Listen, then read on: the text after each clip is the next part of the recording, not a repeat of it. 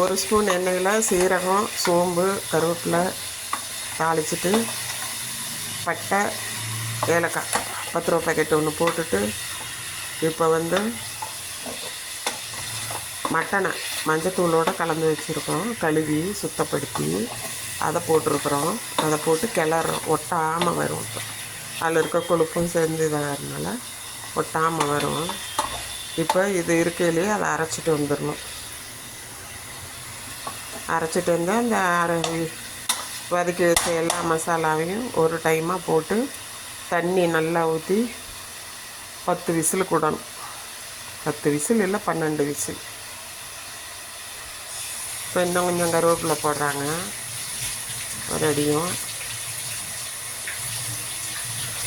குழம்புக்கு இடையில வேறு எதுவும் போட தேவையில்லை, இந்த அரைச்சி ஊற்றுறது தான். 2 நாளானாலும் ஒன்றும் ஆகாது, குழம்பு ரொம்ப நல்லா டேஸ்டியாக இருக்கும்.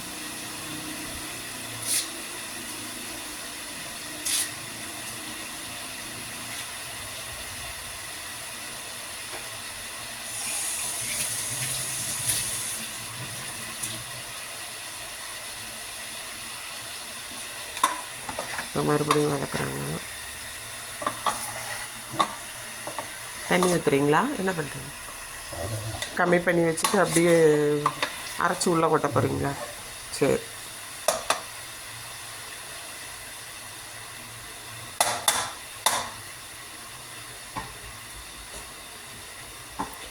ஓகே, கலந்து கொட்டின பிறகு காமிக்கிறேன்.